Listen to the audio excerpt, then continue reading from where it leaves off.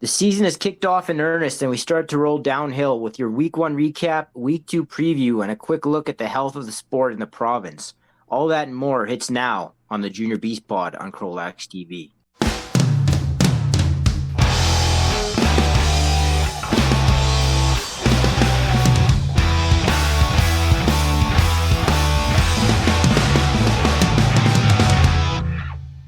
Welcome back to the Junior Beast Pod, your source weekly for everything RMLL Junior B Tier 1. My name is Keenen, as always joined by Muhammad. How you doing tonight? You know, it's kind of late tonight on a Thursday. We've got a lot to talk about, and you know, I'm just so glad that the season's kicked off with a bang.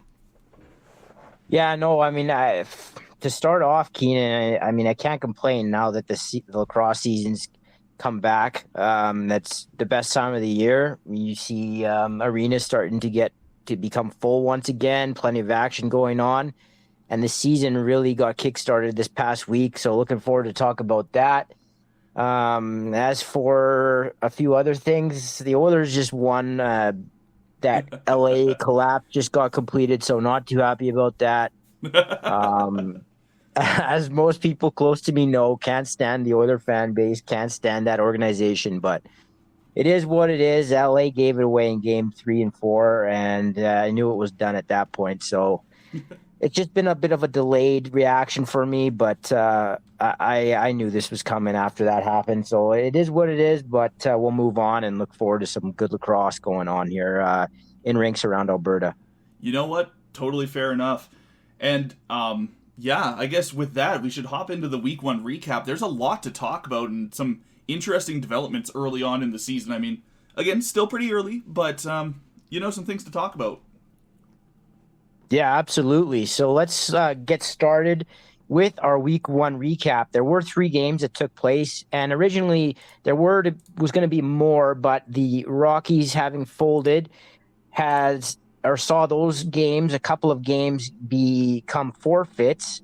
So we'll talk about what actually did go down in Week 1, and we'll start off with a barn burner, really, between the CROW, who traveled to Okotoks to take on the Marauders. The Marauders hold off St. Albert 12-11, and there were some huge stat lines in this game. A lot of goals, especially in the first couple of periods, and you had Austin Wells with a 9-point night.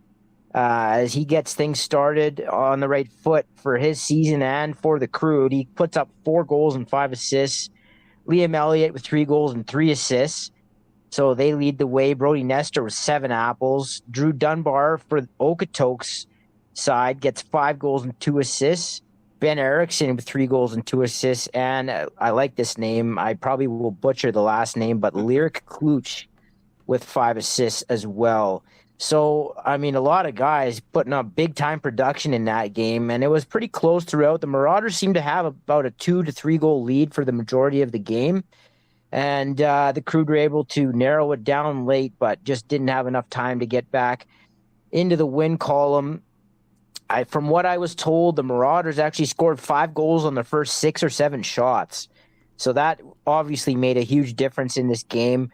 The CROW would take a timeout, and Horn was able to calm down a little bit, but that's a tough hill to climb, obviously. Down 5-0 on the road, season opening game. Full credit to the Marauders, who lost a lot of production and a lot of talent from their team a season ago, but they are able to come through there. And a little bit of a nice note on that game, or an interesting note on that game. The CROW have now actually dropped their last 3 meetings with the Marauders and 4 of their last 5. So St. Albert goes on the road, starts off 0-1, and the Marauders, nice start to their season, 1-0. Keenan, anything to add there with the CROW dropping their opening game on the road and a little bit of a tough spot in Okotoks?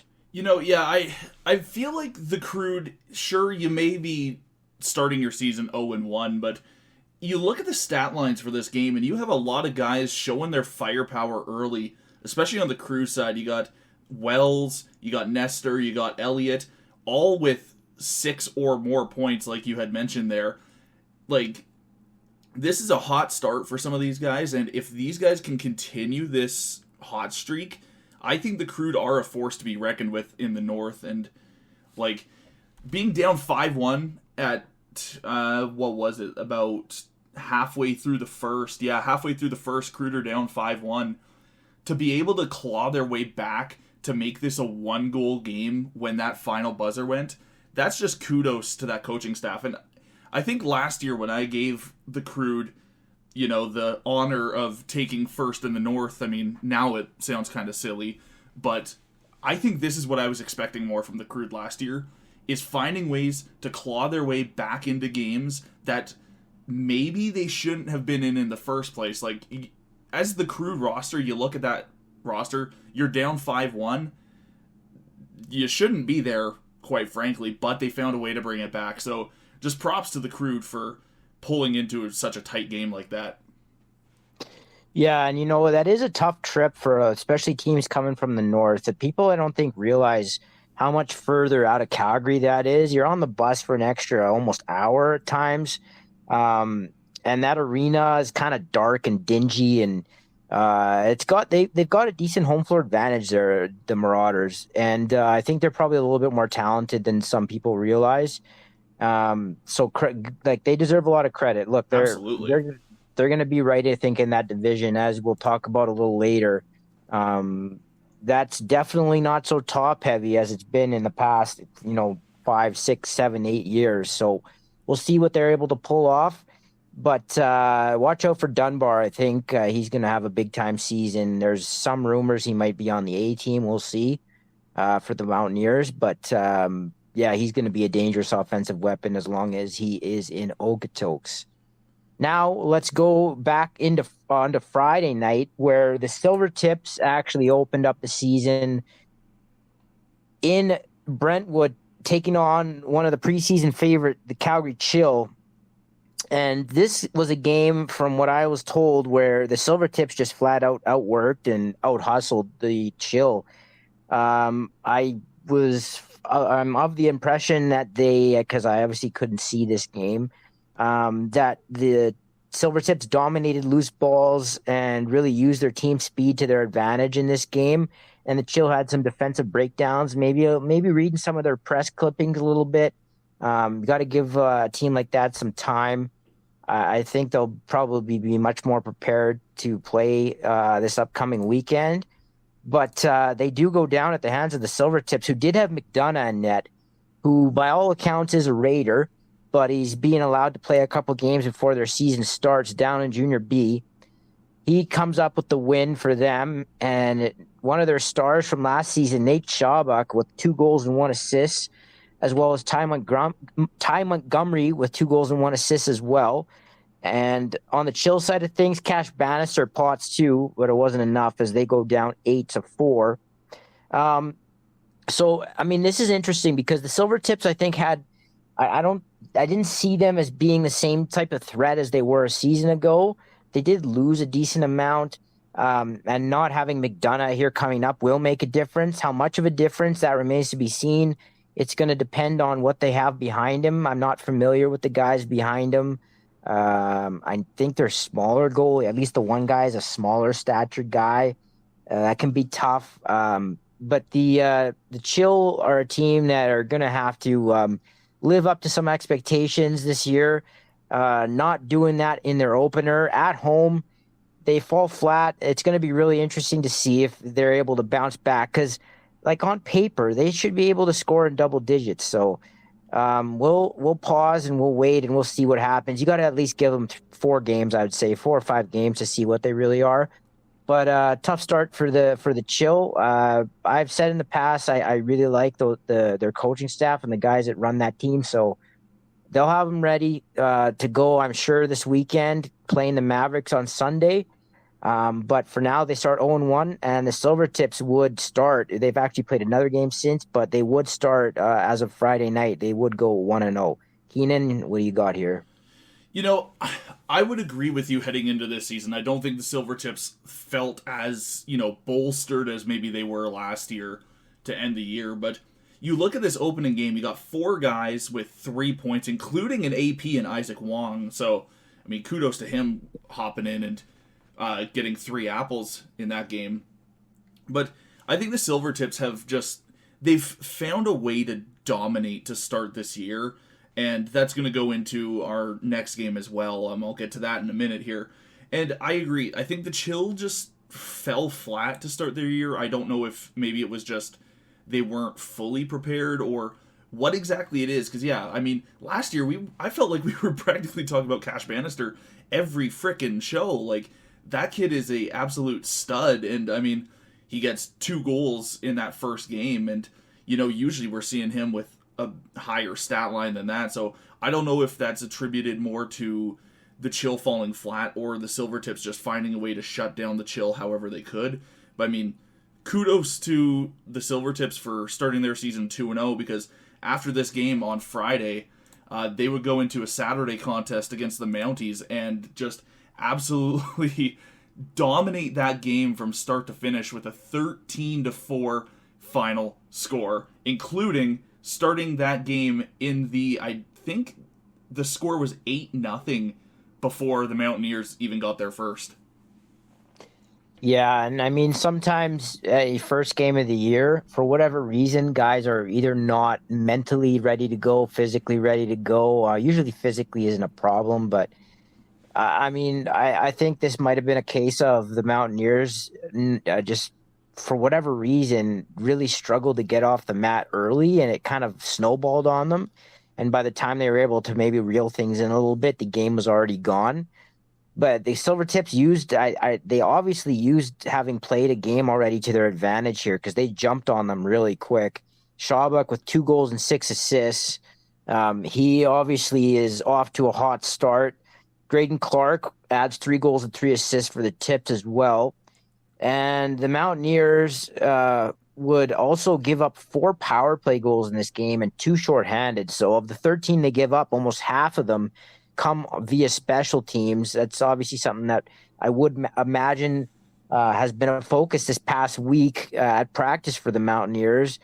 Question would be, I think after this game, even though it's just one game, like, is there enough talent there? Like, are they going to bounce back? We'll get to that in a second, but I did expect much better from them in this game, but again, it's only one game, and we'll see what they're able to do. Last thing I'll say regarding this past weekend, opening week 1. I mean, I wouldn't. There's the last person I think I would put that Chill game on is Bannister. Like, he had half their goals. He's a guy that putting up, like, anytime you score 2 goals, like, your production's not a problem. So. No, I just think I think the Chill have some. Yeah, I know the score was only 8-4, but they do have some defensive demons they have to sort out and transition issues. So that's what I really noticed from them last year, and we'll see if they can kind of clean up their loose ball game and just kind of get better in the middle of the floor between the rag lines. And if they can do that, then I think they'll be on the right track. So it was a pretty eventful week 1, Keenen, but overall, a couple of surprises, and, and some results maybe not as surprising, but it was nice to see all these teams, even though it wasn't even half the league. It's nice to see a handful of teams hit the floor and get their season started. Absolutely, and even before the season started, I mean, this transitions perfectly into our next point here is early season. I think it was 2 days before the season starts, up in the north, trade being made between the Crude and the Warriors, swapping a couple players and some picks moving around, as the Crude would receive Dane Menon and Jack Fry from the Warriors in exchange for Oscar Twells, Fernando Runco, and the Crude's 2026 second round and 5th round draft picks. Now, I know I texted you when this trade went down, and you had some thoughts. I'll let you share them. I've been holding off mine, so I'll let you take your... I would love for you to indulge me in your thoughts. All right, so at first, I didn't have some information, so my reaction to it was a little stronger initially. I thought it was too much that the Crude were giving up, and not so much, but even at that time, though, it wasn't. I didn't see it as a big deal, though, because this draft that's coming up isn't all that strong, and I think the Crude are right to trying to be like focusing on this year. But I didn't really foresee that many pieces being involved in a Dane Menon trade. That was my whole thing. Like I thought like a mid-round pick would suffice, especially when you consider who's been moved in the last few years for third round picks and even second round picks. So I thought like a fourth or a fifth would be reasonable on its own. They give up. I didn't like that they gave up a roster player, but then I found out some other information that made a lot more sense as to why they would have done it, and it really doesn't turn out to be much of a loss for them. So overall, I don't really have an issue with it. I think it's good that Dane gets to go play with a team that should have a shot this year. He's a guy that has a couple years left, so they get him it's not just a temporary trade. They get him for the next 2 years. So once I kind of got everything sort of calculated, everything in the equation was calculated. I got it. I understood what they were doing. So it became a lot more palatable for me once I got that information. And I think it'll end up benefiting the Crude. He adds a lot of grit on the back end. He's going to be able to help them get the ball up the floor. He'll be good on loose balls, and he can score the odd goal too. So I think overall, I do think at the end of the day, it's a good trade for them. I just, at first I thought it was just too many pieces to be moved, but I think it's a fine trade. I will say on paper, it did seem, even to me at first, when I had first saw this trade, I definitely thought, okay, maybe the Crude are giving up a little too much for a couple guys. Sure, but you look into it, Dane is going to be there for, like you said, next 2, maybe 3 years. I think he still has 3. I could be wrong. I think he might be right with 2. Yeah, 2, yeah.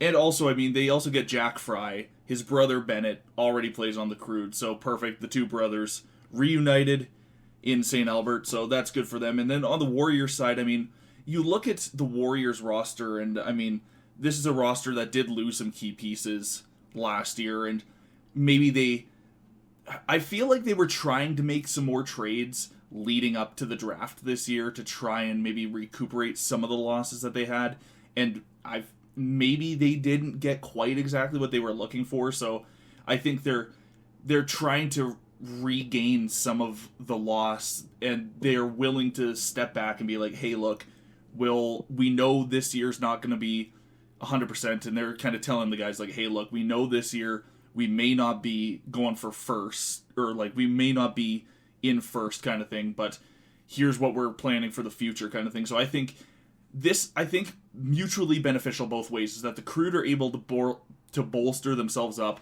to make a run at gaining the win in the North against a very strong Rebels team who we haven't seen on the floor quite yet. And the Warriors, on the other hand, they are able to look to the future and be ready to build that future. So I think on paper, maybe not, but you consider the landscape of both those clubs, and I think this is a great trade on both sides. Yeah, no, I mean, overall, I think the Crude get a B to a B plus on the trade. I think it's more than fine. I think that they come out of it better. And so at all that considered, I think you got to say it's a nice trade for them. Warriors, I don't really know what it does for them because the roster player they got back has some question marks. So we'll see how it progresses from here. But good job by St. Albert. Absolutely. All right, Keenan. So let's move into our next topic here, and that is sort of the health of Alberta lacrosse right now. I'm starting to get pretty concerned when you're looking around the league and you're seeing rosters. Now, there's still some guys being added, but there's a lot of teams scrambling for guys, a lot of calls being made, a lot of emails. You look on the RMLL website, a lot of these teams have like 18 guys listed with games either already played or about to be played. 18, 19 players. Some teams, if you count, like if you sort of know who's an O and who's a front gate guy and who's a back gate guy, some teams have like 5, 6 O guys listed. It's getting a little scary here, and so I'm hoping that things take a turn for the better, but it's not a great sign right now. Then this is like primarily in the north because that's where my knowledge lies, but it's not like this doesn't exist in other areas as well. Um, so I'm starting to wonder if it may, or like this is going to be it's going to be a hot topic, and I don't know how far this is going to go, or how likely it is to happen. But you could see, and I'm telling people right now, you could see a couple less teams around if this continues because there's just not the players to support this number of teams. Like you could see a couple tier 2 teams in the north maybe take a pause, or combine or something. Maybe there's maybe one less team in the north in tier 1, because something has to fundamentally change. I think that there are some signs in minor where the numbers might be starting to pick back up again. But I mean, like when I ref and I see some of these teams, it's the talent level is not going to support the number of teams, and it already isn't, that we have. And the number of teams aren't going to support the number of spots we have on these junior teams right now. So it is something that I think needs to be talked about and addressed. And, I think we need long-term plans and long-term sort of roadmaps to figure out how we're going to get more kids playing again. I always say, like when I was in Bantam, this is a while ago now, but like when I was in Bantam, for example, we had 8 teams in Bantam just in the Warriors organization. Now there's you're lucky if you have 2, right? So there has to be we need to change something. There needs to be better marketing. There needs to be more, just a better infrastructure to the sport. And I think we need to have just put a lot of resources into that and to build that, build through the sport. There's plenty of people around that I think have some pull and could get a good start on doing that. But I think it's an emergency. Like I think something needs to be done. Absolutely, and the numbers may be struggling now, and I'm almost wondering how much of that we can attribute to, and I know we're basically over 5 years removed from it, but how much of that can we attribute to just COVID and the COVID seasons, and guys maybe not being able to play and then just kind of losing interest, kind of thing. Is that kind of what we're dealing with here, or are we dealing with, do you think, something a little bigger than just a couple down years due to COVID? I think it's a lot of things. I think COVID certainly is a factor. You have kids that were essentially missed 2 years of development. And I know I have a cousin myself who dropped out because it was just, he started playing basketball and he just lost interest.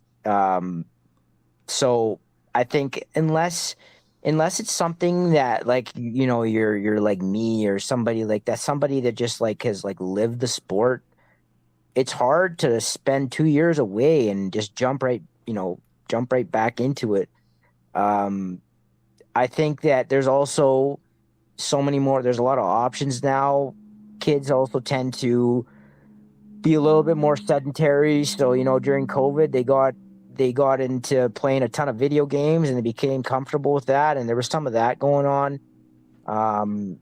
The coaching has been an issue at a lot of different levels. That's definitely a factor. We need more players that are guys that have played coming back and coaching. You're seeing more and more of it where guys are having kids and they're coaching their kids, and that makes a positive difference.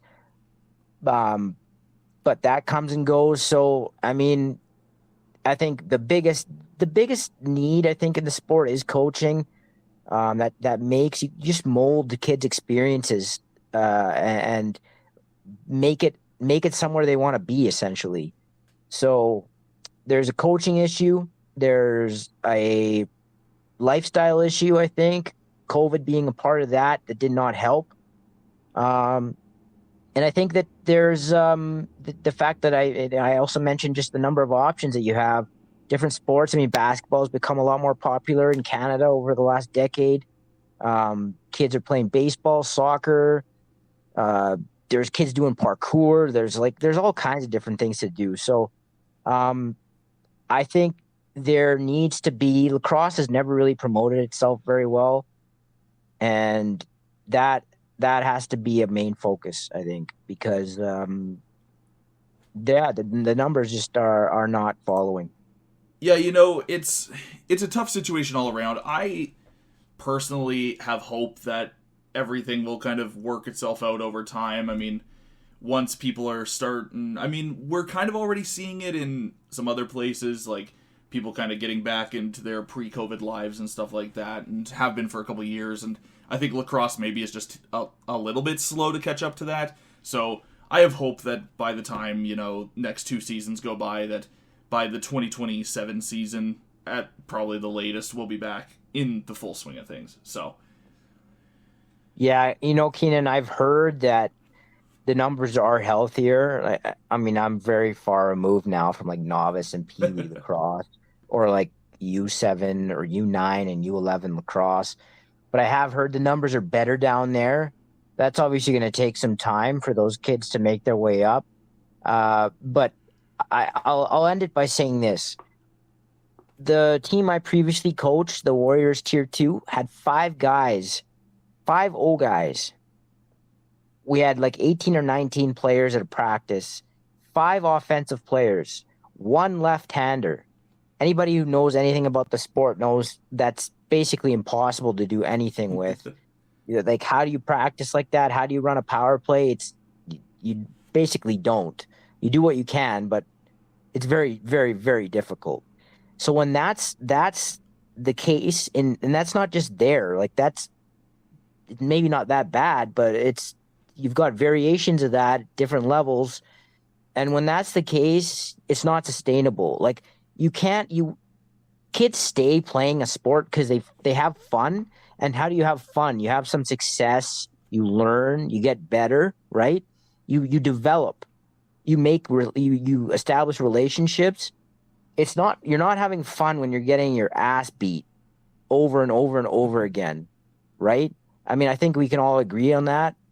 And you're not having the proper opportunity to develop because there's just no chance to do it. Like when a game's 20-0 and guys are getting pressed all over the floor and they can't make a pass and they're dead tired because there's only one other left-hander.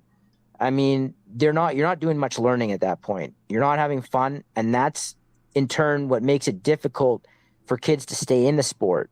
So you can see how it's all a cycle, and that's why the focus has to be on bringing more kids into the sport, and the focus has to be on coaching and getting better coaches in that can make it a place they want to be. And that's I think that's where we got to start. Absolutely. Well, speaking of kids and coaches in the sport, I think it's time that we move on to our Week 2 preview, not just for CROW LAX TV, but for the whole RMLL. And speaking of the Week 2 preview, we actually just, like a few minutes actually before we started recording this podcast, Week 2 was already kicked off with the Mounties and the Shamrocks down in the south. And the Mounties, I believe, win that game 9-7 at home against the Shamrocks, and that's a bit of a blow to the Shamrocks now, who, I mean, given that they start the season 1-0 due to the, what was supposed to be against the Rockies originally, now they're 1-1. I know I didn't quite see that coming, so do you have any thoughts before we hop into the rest of the Week 2 preview? I mean, I think that, granted, this game just finished, so keep that in mind. It's 11:49 on Thursday, as we just ticked to 11:50 on Thursday night. So the game just ended about, I don't know, an hour and 15 minutes ago. So I don't have much to go on here, but other than the final score, it doesn't shock me. I know I picked the Mountaineers to win this division. They didn't get off to a great start in the first game, but it is one game, and it's a good sign that they were able to bounce back for their sake. They do play better in the Arc. Game was at Acadia, their home arena. They get a big win there against a rival team, a team that they're going to be competing with for the division. So, like all three teams, I think are going to be competing for that division. So, obviously they get off on the right foot inside the division, and the Shamrocks just have a lot of talent they have to recover. Where it's going to come from, I don't know. There's a lot of guys on their roster this year I'm not all that familiar with. So I think they're going to have a learning process. They're going to have to go through some ups and downs, I think, early in the season. I think you'll probably see them get better and better with the type of coaching they have throughout the year. That would not shock me at all. But for right now, I mean, this result doesn't really surprise me. I kind of expected this. I expected the Mountaineers to bounce back, and they did. Well, good for the Mounties, and I'm excited to see how this South Division shapes up, because it is looking to be one hell of a division this year. So, moving into the rest of the Week 2 preview, we can gloss over the East Division, as they actually don't start their season until May 10th. So, Week 3 up here, and the East is only starting their season. Do you want to take us through a couple of the games going on? Because I know there's a few games that I definitely have my eye on. Yeah, actually, overall, it's a really good slate. Most of these games, if not all, should be really competitive. You got a lot of teams that are sort of neck and neck in terms of the pecking order, at least how I see it going into this season. Friday night, you got the Marauders and the Shamrocks. So Shamrocks go right back at it, having just played tonight. They'll go home in Stupapart and take on the Okotoks Marauders. The 1-0 Marauders will come in, having beaten the CROW last week, and the Shamrocks, obviously 0-1, will look to get their first win. Then the Silvertips will travel to the Mavericks on Friday night. The Silvertips 2-0, the Mavericks not having played yet. So the Silvertips already with a bit of a chance to kind of extend, much like they did last year, extend their division lead before other teams are even really able to get off the mat. That's going to be a tough game, I think, for the Silvertips. I think the Mavericks are going to be their usual selves. They're very good. They're one of the better home teams in the league, if not the best. Very hard to go into that arena and win. But the Silvertips have already shown that they're better than a lot of us have thought. So we'll see if they can improve to 3-0 on Friday night. Then Saturday, the Silvertips again play a back-to-back, go to Red Deer the following day, take on the Rampage, which that'll be their season opener. Red Deer should be a pretty young team, as we've discussed already on this podcast, losing a lot of their upper echelon talent. They have had some success at the U17 level of late, though, so they might have been able to replenish a lot of that. We'll see. But the Silvertips will go on the road back-to-back there. And then on Sunday, we wrap up with a pair of games. The Chill go into Innisfail to take on the Mavericks, which will be a litmus test for them. Mavericks will have played on Friday night. They get a second home game with the Chill coming in. And those two teams played, of course, in a memorable playoff series last year. The Mavericks winning a controversial second game to sweep that series 2-0. And then to conclude the week, we've got Red Deer playing a back-to-back. This time they go on the road to St. Albert, the one lone North team in action this weekend, as they host Red Deer. Red Deer will either be 1-0 or 0-1 at that point, and they'll be going into St. Albert with the CROW sitting at 0-1 off their narrow loss to Okotoks last week. So that's how Week 2 lines up for everybody. You can catch a few of those games, or at least, let's see, maybe it's only one game on CROW LAX. Single game this weekend. Yeah, you can catch the Rampage CROW game Sunday evening at 6 o'clock on the channel. All you got to do is hit subscribe. You'll be notified every time a game goes live. But that is your Week 2 setup for the Junior B circuit. And I know my game to watch coming into this weekend is for sure going to be the Mavericks and the Silvertips on Friday night, 8:30 in Innisfail, as the Mavericks look to continue their dominance from last season, of course, ending up losing the championship game to the Blizzard. Again, Not a easy feat, though, to even get there in the first place. So kudos to the Mavericks. And, they're, like I said on the week 1 pod, the Mavericks potentially using that experience that they got, albeit limited due to the stupid shuffling, and I mean, I guess smart shuffling by the host of the Founders Cup last year, and see if they can bring that in. Well, the Silvertips, like you said, looking to extend to 3-0 and see if the Silvertips, with using their experience on the floor this season so far, if they're able to overcome that with the Mavericks. Yeah, and I think that something that people might want to watch out for, and they might notice this season, is you might see a lot of flip-flopping in terms of results. Like, it wouldn't shock me, especially in the Central and the South, to see, Team A beat Team B 14-7, and then 2 weeks later, Team B comes back and beats Team A 9-5. Like, it would not shock me at all to see a lot of back and forth here. I think a lot of these teams are sort of on the same level, and on any given night, I think you could see some different type of results. So should make for some interesting and exciting lacrosse. And I'm sure all these guys are chomping at the bit to go here. Obviously, the East Division hasn't gotten started yet either. They don't get underway until next weekend. I think the Blizz and Saskatoon go head-to-head in a pair of games. So there's plenty still on the horizon. Most of these teams haven't even played a game yet. And it'll be interesting to see where we're headed in 2025. Absolutely, and as the season shapes up here on the Junior Beast Pod, we'll have guests for you, we'll have interviews, we'll be covering every single side of the Junior B circuit as the season rolls on. Well, for my co-host Muhammad, my name is Keenen. Thank you so much for tuning into the Junior Beast this week. Go enjoy week 2 of the games. You know where to find us. We'll be back here next week. Make sure hit that notification bell, like, subscribe. You'll be notified every time we go live or anytime that a Junior Beast podcast gets released. So, you'll be right on top of it and be one of the first to listen. So, once again, thank you so much for listening, and we'll see you next week on the Junior Beast.